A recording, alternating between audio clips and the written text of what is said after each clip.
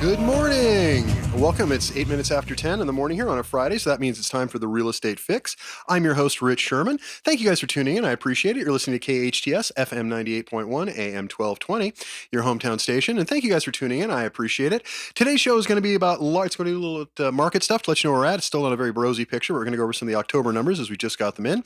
And we're also going to spend some time talking about all things mortgage, all things buyer today, because buyers are just getting shelled right now. They're just getting killed, and that's the problem we need to fix. So today we're going to be talking about buyer stuff, and if all goes well, we'll have an interview with Erica Miata, who's a local lender who we do some stuff with, who's really quite good and is bringing us some good information. So hopefully she'll find her way to the station. We can make that happen. But in the meantime, let's talk about the market. Let's talk about kind of where we are at. First week every month, I like to bring you guys this data so you have it, because it's pretty important, and we'll talk about kind of what it means and how to digest it and all that other good stuff as well. So let's talk about this. So here's the October market snapshot according to the Southland Regional Association of Realtors, SRAR. That is the Realtor Board or Board of Realtors locally.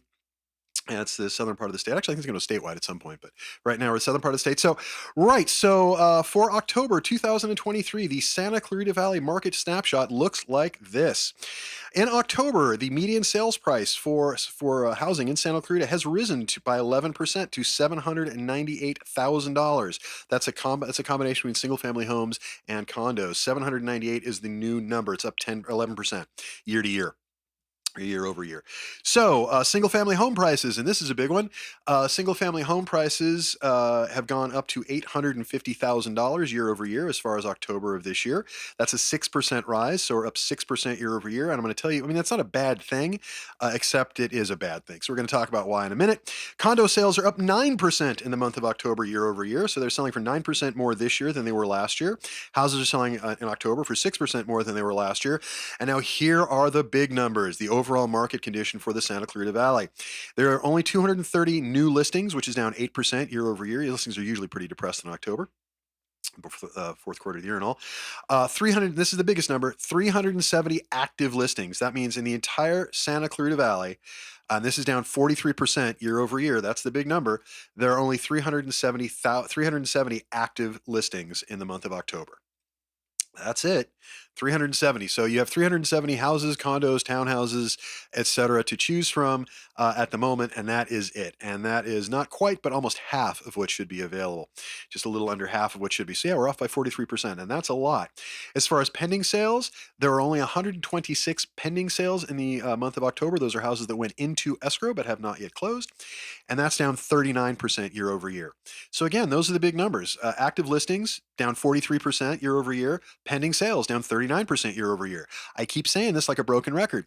The real estate recession is already here, but we're not feeling it because it's not a recession in the value of the properties. It's a recession in the amount of properties sold. It's a recession in volume. And that is going to reach property prices as well. And I keep saying this. When the Fed says they're looking to crush inflation, substitute the word inflation with housing prices. And then you've got what the Fed is after. Because gas prices have come down a little bit. Everything else seems to be more or less in control, right around 3%, maybe a little under, but except real estate prices. They have been stubbornly resilient is what you hear when you talk to economists. So, and we're going to talk about 6 different economists that I think you guys should pay attention to. A little synopsis later in the show today, but yeah, those are the big numbers. We are off by 40% on average, 40% fewer sales going on, and that's hurting escrow, title, lending, everything that has anything to do with real estate. And my handyman is having trouble getting work these days. Not that he's not busy, but he doesn't have nearly as many projects booked up, and he's a little worried because not as many houses being bought or sold. This is our problem. So yeah, 175 closed sales in the month of October. That's down 23% year over year. Average days on market, 24. It's down 11 days. No big deal. Year-to-date total sales volume. This is another big number. 1.7 billion. That's it. Now that sounds like a lot in the Santa Clarita Valley because 1.7 billion is a lot of property, but that is down 29% year over year. So yeah, we're losing 30 to 40% in the real estate market, and that is the recession that is already here. San Fernando Valley, very similar sort of stuff. Median sales price has gone up 9%, so we're at 913. That's condos and townhouses. Single family home is up 12% year over year to 1,015,000. So here in the Santa Clarita Valley, it's about 850,000, according to the Board of Realtors, who I think has got good data on this. Whereas single family homes for the San Fernando Valley, 1,015,000 as of October, up 12%. Single family condos in the San Fernando Valley down to 598. That's down 3% year over year. It's a little bit of variance there. Probably why our condos are up 9% year over year and theirs are down, because or has become more attractive as a result. There have been 913 new listings in the San Fernando Valley. That's down 7%. There are 1,494 active listings. And again, this is the big number, down 38% year over year. So we're down 43% as far as active listings in October. San Fernando Valley is down 38%. 417 pending sales. That's down 31%. Very much like us, we're down 39. San Fernando Valley is down 31. 598 sales closed. That's down 7%. Total of year-to-date total sales volume, $7.54 billion, which is down 27%. What the upshot of all of this is, just to give you this sort of my synopsis on those numbers, is that the prices are remaining really resilient. Prices, by all accounts, with the interest rate, which, by the way, is now well over 8%, went down a little bit this week, but we're still over 8% for most people. If you have good credit and all the rest, we'll have Eric in a minute. We can talk about interest rates, but they're crazy. Interest rates are more than double what they were a year ago, and they don't show any sign of coming down anytime soon. And as a result, that should retard the market quite a bit, and it hasn't. Now, in other places, I was just reading a report this morning that a lot of the areas of San Diego are starting to slip. So Southern California is starting to have some stuff that's slipping, but not us, and not LA County overall. Not LA and Ventura counties. We're doing pretty well, and that's good if you own a house. I own a couple, so it's good for me. But at the end of the day, it's bad for the market because we cannot tolerate a market that has 40% fewer sales. And sales are not like they were at record highs anyway, and now they're down by roughly 40%.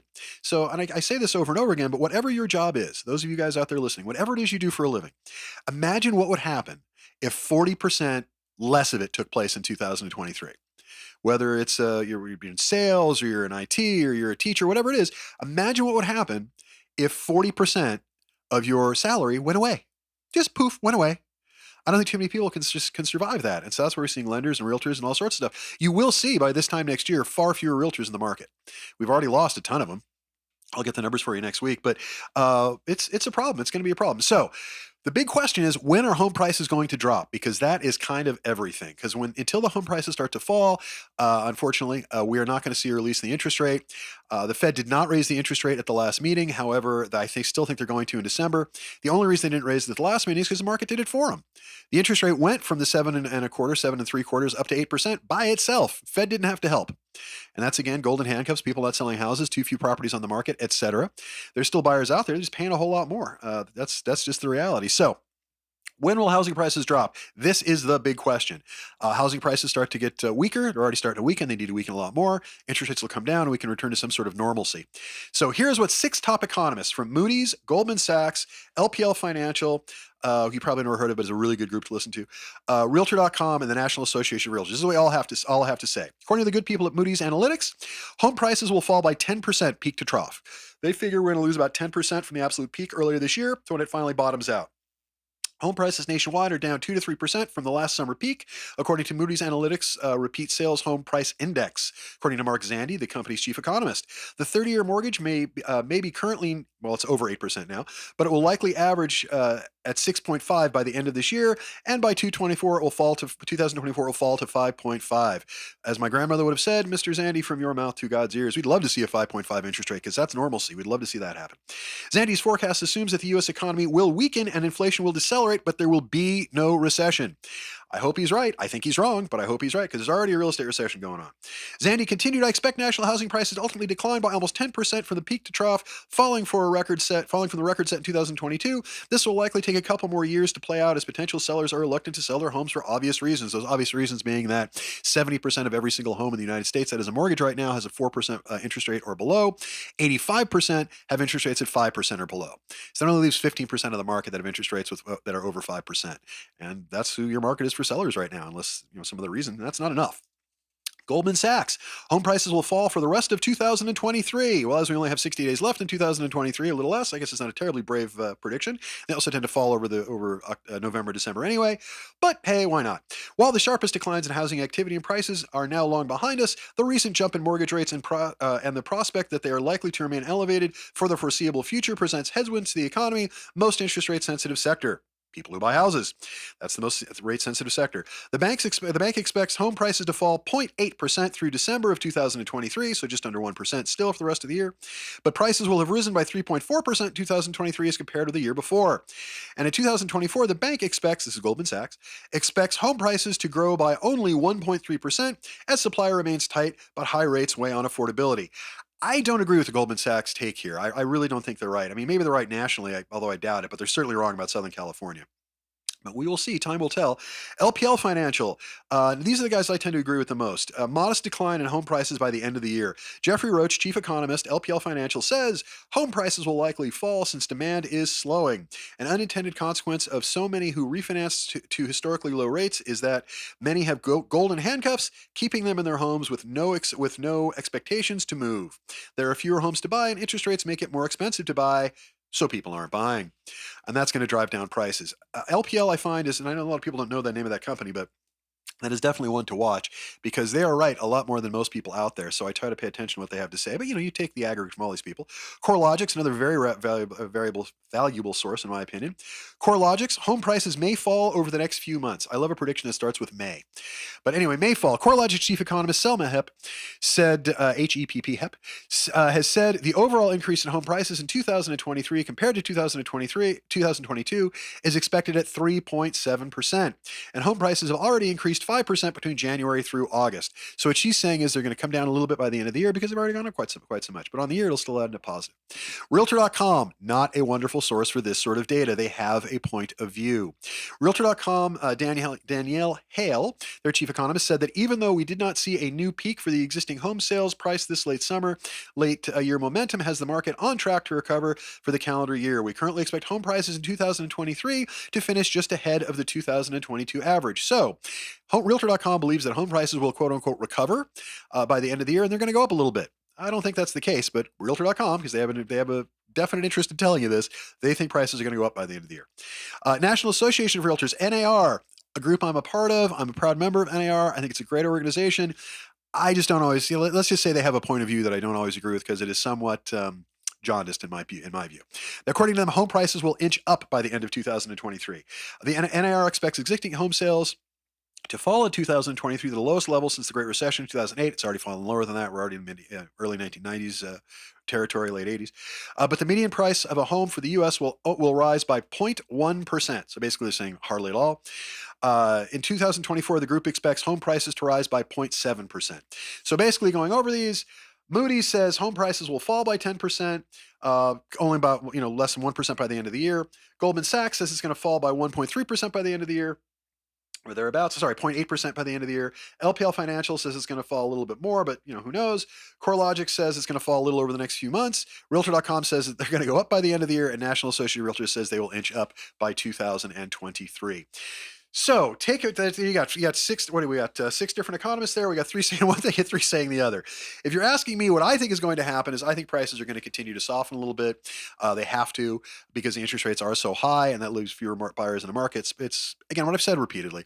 If you were looking at a graph of supply and demand, because of what I call the real estate recession, the real estate volume recession, that graph is shrinking overall. And right now, demand is still outpacing supply. There is still not enough houses on the market and still more people who want to buy them, and that is what is keeping prices high. But when you talk about a bubble, that's what I just described. Economic circumstances that cannot hold. 8% interest rates people are not going to tolerate. They're just not. They just aren't. I mean, the days of 14 and 15% interest rates, people talk about surviving that. We did, but if you remember the early 80s, it wrecked the economy. It was very, very bad.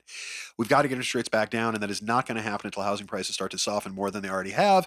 And that means New York and California, because it's all well and good that they've softened in Florida and Missouri and places like that. But until the bigger states who have more property to sell and more expensive property to sell start to soften, not going to affect a whole heck of a lot. So that is the market. So basically, if you got a house to sell, good for you because you're in good shape. If you got a house to sell, you're not buying another one. This is your market, but only you. But if you're selling a house and buying another one, you're going to take it in the teeth because the interest rate is so high. So are prices. So you'll get more for the house you're selling, which is good. But you're going to pay a lot more in interest rate, which is bad. And right now, I do not know why the Fed is doing what they're doing. I get their desire to control inflation, and I understand all of that as far as the big picture stuff. But they are crushing the small picture. They are crushing real estate. They just are. One of the most profitable markets, one of the most important markets roughly 16% of the country's GDP. And the Fed is just screwing with it. They're doing unprecedented things, and unprecedented things lead to unprecedented results. And that is not, unprecedented is not what you want to hear in an economy. It's, unless it's good news, and they're already telling you. It's not good news, and it leads to instability, and that's going to be a bit of a problem. So that is the concern. So everybody hold on tight, because we'll see what happens. But until that interest rate goes down, and I believe it's going to go up a little bit more before the end of the year, whether it's on its own or by the Fed. I think the Fed is going to raise it in the December meeting. The only thing I think that would prevent that is if the economy gets a whole lot better as far as inflation, which I doubt, because the economy's been very strong. So unless the economy weakens, or if the interest rate just goes up on its own and saves the Fed the problem of having to do it as it did this last couple of months. So we will see what happens, but there's not a lot of good news out there for buyers. Although having said that, there are things you can do as a buyer to kind of help sort this out, to try to hedge your bet, as it were.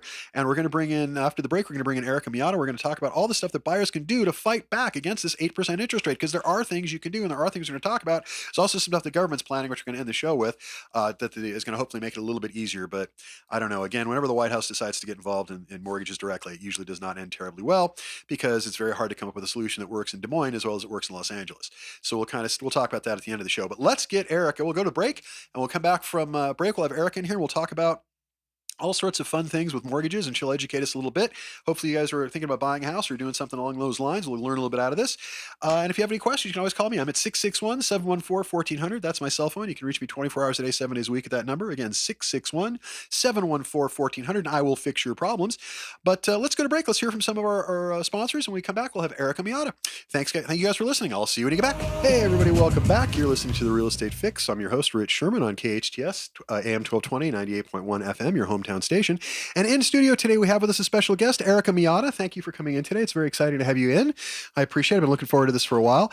Erica is, she's a mortgage lender, and I want to talk to you guys, as promised, about all things mortgage today, because with interest rates over 8% now, you've got to find ways to kind of, if you're going to get into the housing market, or if you're already in it, you got to find ways to fight back against that. So we're going to talk about some best practices and some of the best things you can do to loan. We're going to talk about some of the things that will drive that interest rate down and make it more affordable. Because again, since I took over the show in April, the three most important words in real estate: affordability, affordability, affordability. That is everything. So before we get into this, let's tell you a little about Erica. Erica is, her family's from Hawaii, Lanai, but she was born and raised in Valencia. She graduated from Cal State San Marcos with a degree in human development. She's been married for 20 years, 2 kids, 17 and 13.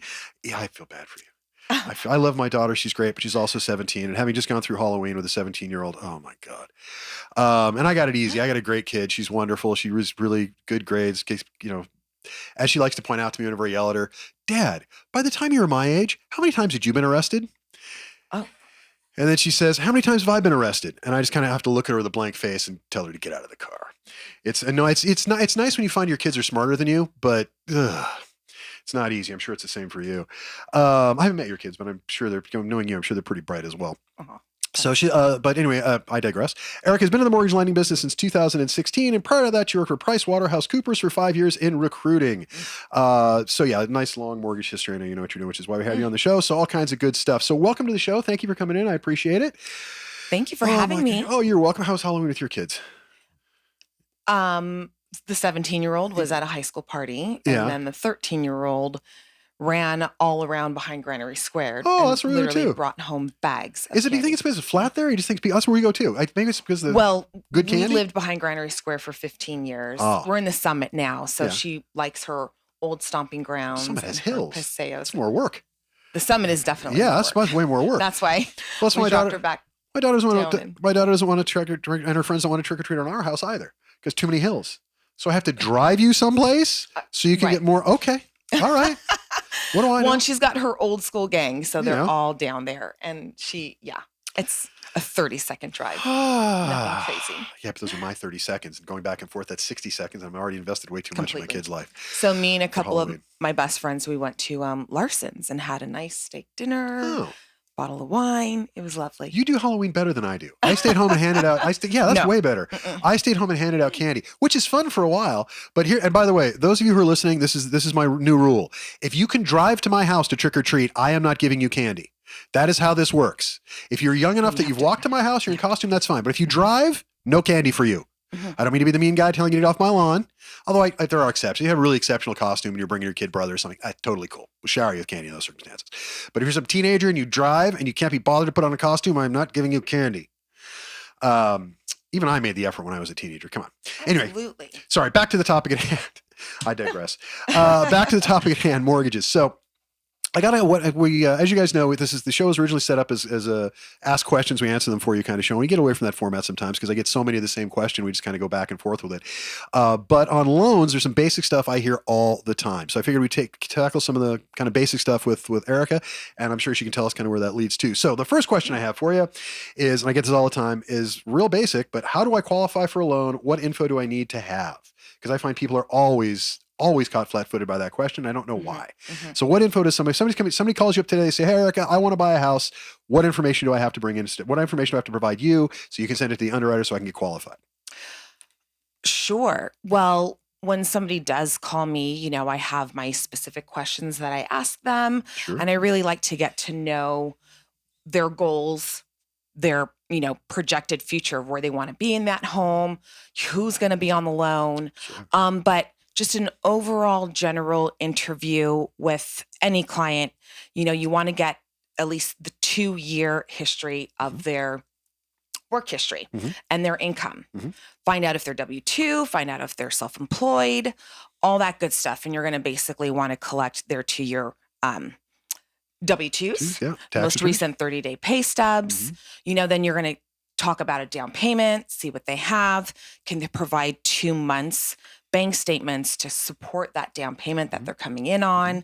Driver's license, it's very basic, very easy. It's not scary. And especially if you're talking to a trusted lender, they're going to be comfortable providing that stuff for you. And then you can actually do an overall view with them, letting them know, like, all right, you could do a soft credit pull. You don't even have to do a hard credit pull, because a lot of people are, don't want to really have that hard hit on their credit report. For those of you listening, what a soft credit pull is, it means that it doesn't affect your credit. There's a myth out there that if you get, it's I guess not a myth, but if you get credit pulled too many times, it damages your credit report, your credit score. And that's true, but I think it's like 6 or 8 times in a 3-month period. It's a lot before it does any damage. But a soft pull does nothing. It does no damage at all and can still give the lender a look at. Correct. You could still look at their income. You can still get their debt to income ratio. You can still get that pre-qualification. If they do want an actual pre-approval, that's when I do that next step. That's pulling the credit for sure. So to get pre-qualified, you just need to get your information in. Yeah. You need to call Eric. You need to send in the information.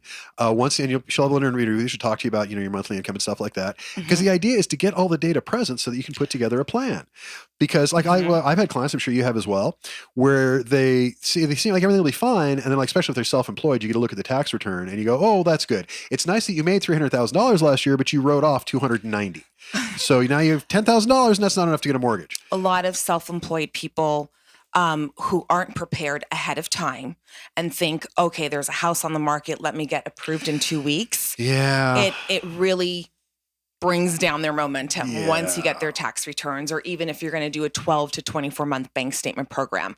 And with today's interest rates on those programs, they're pretty high. Yeah. So then you actually really get into it with your client of showing them the numbers and the breakdown, principal and interest, taxes and insurance, and they're kind of taken back. So I do like it, even if you have a 6-month trajectory of purchasing a home, start now, because for sure. I love to put all my clients on a roadmap. If they are qualified now, great, more power to you. But right now, with what we're going through as far as interest rates go, and sometimes we need to bring on that co-borrower or that co-signer, and they don't really know that ahead of time. And it's so important to get so much information up front. Yeah, well, the more data you have, the better plan you can construct, and that's just kind of the way it is with everything. And there's a certain alchemy that goes on, I call it, when you get a client in, because you don't know what their situation is. They might not know what their situation is, and until you get into the numbers. And by the way, that story of somebody making $300,000 a year who writes off $290 is a true story. We see that sort of thing all the time. So It does happen where people come in with 20% down, a perfect credit, and they're ready to rock and roll. But that is very, very rare in our part of the world. It just is. Whether you're a $400,000 buyer or a $4 million buyer, it doesn't matter. The protocol is kind of the same when it comes to this, because rarely is the client truly ready to go Absolutely. when they walk in. And sometimes they know that, sometimes they don't. But the point is, the sooner you get started, the more time that Erica has to work with it, and underwriters and everybody else have to kind of kick it around, the better you're going to get out of it, because there are all kinds of stuff out there that you can do. There are all kinds of options out there. If you're buying a house right now, you're thinking about buying a house right now, you're not the only one who has discovered that interest rates are over 8% and that is ridiculously high and it's making the payments insane. That's not news. We all know that. It's unfortunate, but it's where we're at. The trick is, how do you defeat that? What can you do to make your situation better? Now, you're not going to get 3% interest rates. Those days are over, unfortunately, and I don't think they're going to return anytime soon. But there are things you can do to combat that 8% interest rate. And chief among them, getting a low down payment, getting yourself ready to go, is get qualified. Get in early. Get started as soon as you can. We have clients who locked in interest rates at 7%, and I told them to lock it in, and they thought I was crazy until the interest rate went up to 8%, and now I look like a genius. Get started. And that way, if the wind changes, the direction. Because, for example, if you lock in an interest rate today at 8%, and then the rate comes back down, relock it. Absolutely. It's not the end of the world. It's but you got to get into the game. You got to start. You got to find a trusted mortgage advisor. We have some very good ones. I'd recommend Erica, obviously. That's why she's here.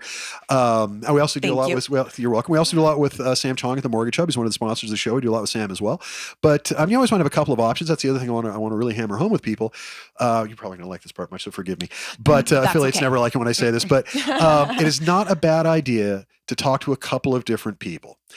Same thing with realtors. You should interview a couple of different realtors. Now, I think you should hire me, or my team, but you should talk to a couple of different realtors. I'm sure Erica would say the same thing of her. I would say the same thing of her too.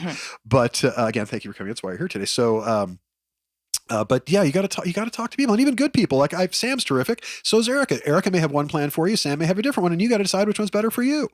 I doubt they're going to be the same. So talk to people who know more than you do about it. Talk to the professionals who are here. We're at your fingertips. It doesn't cost you anything. All you got to do is make a call and we're off to the races. It doesn't cost anything. Yeah. So why not utilize that trusted lender when you can? Yeah, exactly. So the sooner you get into it, the better deal you're going to get. That's just kind of the basics of it. Okay. Next question. Even if you don't, at least you're that much more educated on this process. Well, and see, I've got clients that we take, and I'm sure it's the same you were just talking about. We have clients who come in, and it takes them a year. It takes them 2 years. We've got one that's coming up about 3 months from now. It's taken him 4 years to get ready to buy a house. He had to get through a divorce and through a bankruptcy and through all sorts of good stuff. We're through all that now, and we have to be 2 years clear of everything, and we're just going to be at that threshold in another couple of months. So he's a little upset at his timing, but so are we all, but we're there. Anyway, let's move on to the next one. So I get this question a lot as well. Do I need what's a pre-qualification, and do I need a pre-qualification before I start looking for a house? Yes, you need a pre-qualification before you start looking at a house. You definitely want to know what you can afford versus going out there, seeing something that you actually do like and that you're not even approved for it. That's a heartbreak. Yeah, I'm all for window shopping. I love window shopping. But if I'm planning on buying something, I want to make sure I have money in my wallet. And that's kind of the same thing. If there's nothing wrong with window shopping, that's fine. You do that at home on Zillow all day long if you want to, or any of the services you want to. But if you're going to get serious about it, get pre-qualified first. Your first step in the home buying process is to get pre-qualified. You need to know what your options are with a loan, especially these days with interest rates where they're at. That is step number one. So yes, you need to get pre-qualified, and yes, you should do it before you start shopping for a house. Pretty easy one. Let's move on to the next question. Okay. What is a debt-to-income ratio? Your debt-to-income ratio is when the loan officer pulls your credit report and they're now able to see all of your debts and liabilities, revolving credit, that's credit card debt, installments. You can have a car loan, personal loan, student loans. So once we get all of that debt into the file and we get your income, basically that's how it's done. You've got your debt divided by your income, and there's a ratio there. Yeah. And depending on what loan program I'm going to set you up on, you have to be within that debt to income ratio to qualify. And just, what the bank is looking for is how much money do you have coming in versus how much money do you have going out? Do you have enough money to qualify? And you also have to count in that projected mortgage payment with principal, taxes, insurance, mortgage insurance, all that good stuff. So you've got all your revolving monthly debt, then your projected mortgage debt, and then you take your income, and then you get your debt to income ratio. It's sort of a what if you like, with the banks. They can look at kind of, if you have this mortgage payment and you have these other debts, does this line up? Does this all work? You have to have that ability to repay. Yeah. Yes. Now, most loans I think will go to like 50% back end ratio. FHA will go to 52, 53, depending on HUD's mood, because they do tend to change that every so often. And then different banks. So when a program gets put out there, especially if it's a government program, the government will say, here's the program, and then banks can either sign on to it or not, and they can also tweak it if they want to. Like an FHA loan with B of A. Yeah, now the FHA loan at B of A is not going to necessarily be the same as an FHA loan at Mortgage Tree, for example. And I think you'll find in most cases, no disrespect to my friends at B of A, but you are going to be in better shape, especially with government loans, looking at a smaller bank, a lender. I shouldn't say smaller. More efficient is maybe a better way to put it. A bank with less overhead, i.e. Mortgage Tree, because you're going to get a better deal there. Because, and again, B of A and Wells Fargo and Chase and Citi, the four majors, all have a lot of brick and mortar overhead they got to take care of. Correct. They got massive staffs they have to take care of. They're massive entities. And in general, they just don't always, I mean, there are exceptions certainly, but they don't always have as good a deal as like a Mortgage Tree would have. Well, and being an independent mortgage broker, I'm able to shop around for my clients, which I do love that option for them. And I lay it all out there for them because I want them to be a part of that process. So they see, this lender's got this, and this lender's got this. This is where the interest rate is for here.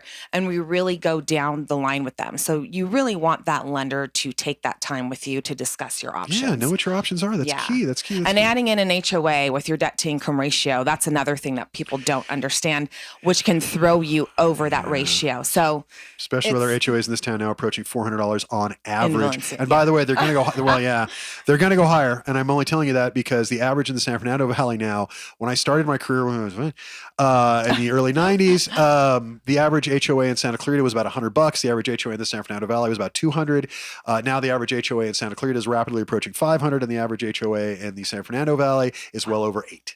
Wow. So, and sometimes you get multiple HOAs, like in some areas in town here, like in Stevenson Ranch, there's one area, or in Tesoro in town here, where you have 3 different HOAs. Yes, you got your tract, you got your area, and then you got the overall area, and that can pile up. So that's part of the debt to income ratio, and part of the stuff you got to take into account as well if you're thinking about buying over in those areas. That's why the summit's awesome with $67 HOA. Yeah, I'm in a pretty good shape too. We only got $35 in my community too, and we come with a pool and all kinds of stuff. So anything behind Granary Square is great too. With I think $62. There are better and there are worse. I would say Tesoro is probably one of the higher ones because 3 different HOAs, but they're also cheaper to buy because the HOAs keep the overall purchase prices down. But anyway, this is all stuff you get into when you get into the weeds. Right, and stuff. that is true.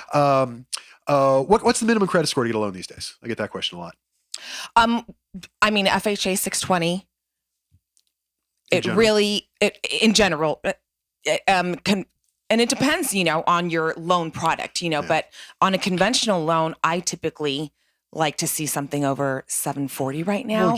Because the interest rate, if you're going to go another route under 740, it's high. Yeah, I know. And I feel so bad. I'm just like, oh my gosh. But I do work with my clients as far as letting them know these are some things we could do to boost your credit score, and it does not take a long time. We can fix that within a week or two, or even a month. So absolutely. Yeah, we help people fix their credit all the time. And it's worth it. It's totally worth it. Usually, if you're at least 580, you can find something to do. But 620 is kind of the standard breakaway, and then if you get above 700, you can pretty much write your own. Well, 720, you pretty much write your own ticket. But and we can fix those things. It depends on what's there. But a lot of lenders don't bother to fix the credit. They just say it is what it is. Tough, live with it. When they don't understand, you got to treat. You got to fix it, because by fixing it, you get a better deal. It's absolutely. kind of number one on our absolutely.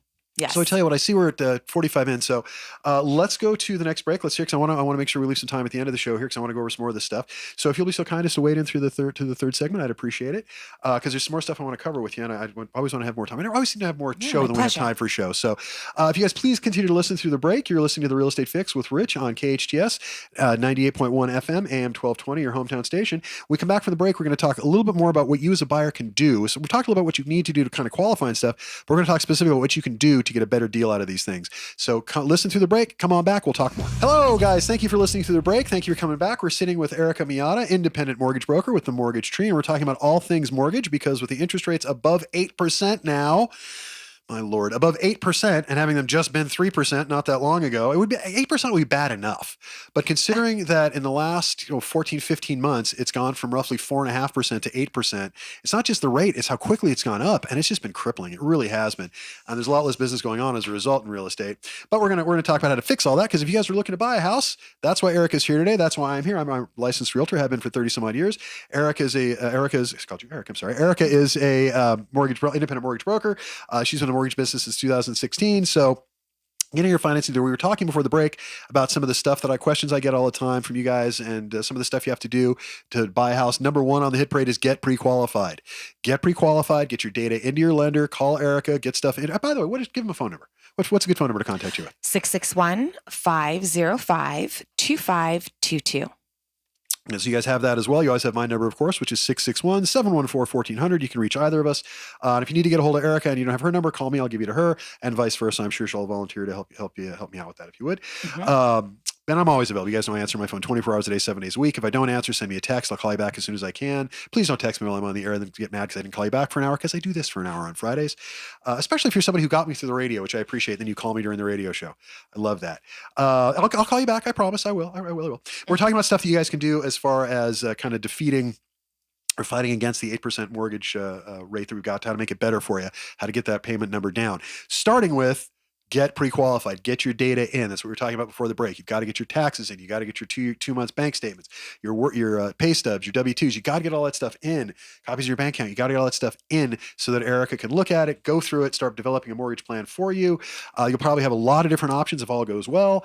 And she'll sit down and go over it with you and kind of point you in the right direction and get all things sorted out. So what are, in addition to getting pre-qualified as quickly as possible, what are some other things people can do to get that little bit less of a mortgage payment, to kind of make it work a little bit better for them, so they're not walking into a $12,000 a month mortgage payment or an $8,000 a month mortgage payment? What else can they do to get that number down? There's actually a loan program going on right now, which I tell a lot of people about. It's definitely worth exploring. It's a 2-1 buy down. Sure. You can also do a 3-2-1 buy down. Mm-hmm. Or 1 buy down, but it's 2 percentage points less than where we would lock you in today. Yes, today's rate is at 8%. That 2-1 buy down brings you to 6% for the first year, then 7% for the second year, and then you're at 8% of where you locked in. So if you're an interest rate watcher, as I am, and I will tell you that I think the interest rate is going to start coming back down sometime hopefully around April of next year, maybe the beginning of the second quarter is when I'm hoping it's going to come back down. That's what they're saying. And I think it's going to get itself down to under 6% by the end of next year. So it might not be the worst idea in the world, if you're in that position, to do a 2-1 buy down, start out at 6% for a year, and then you are taking a risk, because if the interest rate doesn't come down, you're going to wind up to 7%. It'll go to 7%. But I think it's a manageable risk, because you can always refinance out of the 3-1 buy or 2-1 buy down to the flat rate at that point, which we're hoping will be 6% or less. You still need to qualify up front with that 8%. Of course. But when they see that buy down at 6%, and we have it on their spreadsheet for them, this is how much they're going to be saving every single month. And if you do not go through your second year on that buy down, say you refinanced right after that first year, you enjoyed that 6%, but now you have that ability to refinance. So this is how that loan program works. There's a certain amount of funds that sit in that escrow account with this buy down program. And if you don't go through that entire buy down program for those 2 years, that amount that's sitting in escrow, when you close that deal with the seller, that amount that's sitting in escrow for you, you are able to apply towards your principal to pay that down even more. Even better. So those are your funds. It's working for you. So they hold a reserve in order to make the loan make sense in case you go into default. Yeah. You get that reserve back as well when you refinance or do whatever you need to do. It goes towards your principal. Fantastic. Yeah. Fantastic. So I really love that program right now, and so do many other people. Yeah. And then obviously, being a broker, I do have that ability to even search for other lenders to see what they have out there. Yeah, that's one of the beauties about working with a broker as well. Specific different rates. But then, we've got, Cal Haffa The Dream for All program is going to be coming back. We really don't know a specific date, but they have certain guidelines of how you qualify, what you're going to get from the state. There's GSFA. Well, that also reinforces kind of our first point, because the Dream for All program, which we love around here, absolutely love that. But if you remember last time, it existed effectively for 6 days. I know. It was 2 weeks technically, but realistically it was open for 6 days. So if you applied within those 6 days, you got that program. If you did not, you don't get it. And I'm here to tell you, there is nobody who called up a lender on day 1 and got approved by day 6. Correct. So you are already either pre-qualified, you're already either in process, or you will have missed out on that program. That's why you need to just call a trusted lender and get in and get ready. Yeah. Because it is a tremendous program. It's very, very inexpensive. It's a great program. It really is. It's a fantastic way to buy a house that CalHFA, which is a state agency, gives us. But you got to be ready for it. I mean, if you're not ready for it, you're going to miss it. And there's down payment programs that a lot of people don't know about for people in the medical industry, in the law enforcement industry, nurses, doctors, cops, firemen. Like there's the GSFA program on that one too that can help you with the down payment. And not a lot of people know about that stuff. So even in your occupation, there are perks. Well, and on that particular topic, guys, don't forget that we have the program in-house unique to my office called the rental rebate program. So if you're renting a property, we will give you 10% of the rent you have already paid back to go buy a house. I'm going to say that again because nobody ever gets it on the first try. Right. We will give you 10% of your rent that you have already paid back to go buy a house. It doesn't come from the landlord. It comes from me. It comes from my office. The affiliates who work there, everybody kind of pitches in. But so if you're renting at $3,000 a month, which is pretty normal in this town, $4,000 is becoming more normal. But even at $3,000 a month over the course of a year, that's $36,000. 10% of that is $3,600. Your buying a house will be easier if we give you $3,600. If it's 2 years, that would be, what is that, $7,200, even better. So and the program goes up to 2 years. So there's a significant amount of money that we can give you to help you buy a house. Literally, we'd give it to you. Do not pay it back. It is a grant. We hand you the money in escrow. We don't hand it to you. We hand it to the escrow company.